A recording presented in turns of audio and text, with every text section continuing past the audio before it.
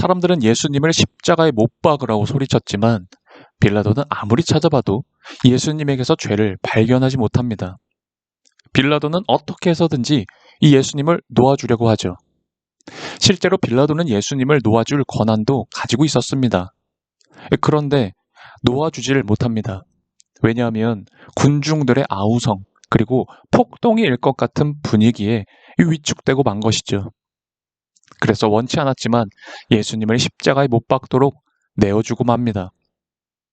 빌라도는 예수님을 놓아줄 수 있는 권한, 그 능력을 가지고도 예수님을 십자가에 못 박도록 내어줍니다.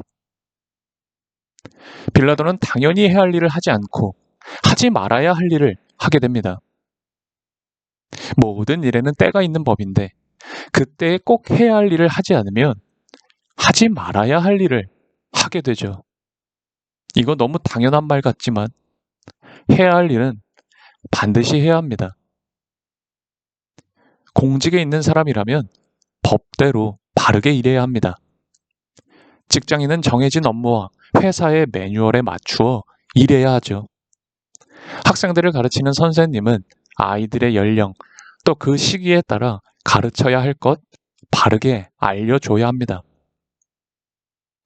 제가 말하면서도 너무 당연해, 무한한 이야기들입니다. 그리고 그리스도인은 바른 믿음과 순종으로 신앙을 지키며 살아가야 합니다. 그렇지 않다면 죄송하지만 그분은 그리스도인이 아닙니다. 제가 이런 이야기를 드리는 건 이 당연하다 여기는 것을, 해야 할 것들을 하지 않는 사람들이 너무나 많기 때문이죠.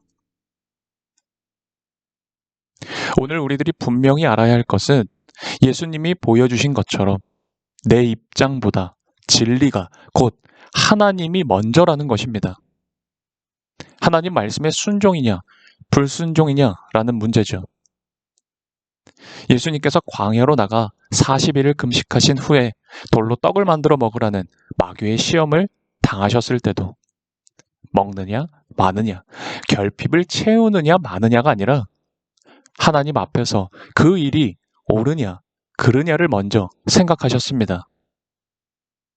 그리고 오늘 본문에서도 마찬가지죠.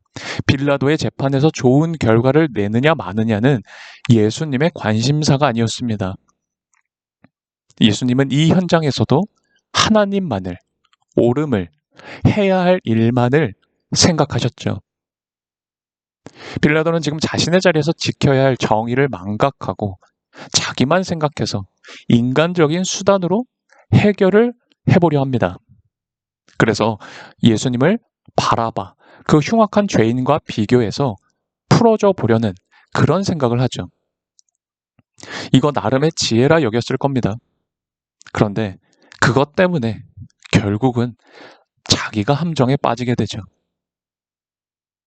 인간적인 수단은 때론 그럴싸해 보일 때도 있지만 결국 나 자신을 멸망시키는 결과를 가져올 뿐입니다. 그리스도인은 나의 입장을 먼저 생각하는 것이 아니라 하나님의 입장을 먼저 생각하며 사는 사람입니다. 더 나아가 나보다 내 곁의 사람들, 우리의 이웃의 입장을 생각하며 살아가는 사람입니다. 그게 하나님을 사랑하고 이웃을 사랑하는 그리스도인의 모습 아닙니까? 내 이름보다 하나님의 이름과 영광을 먼저 생각해야 합니다.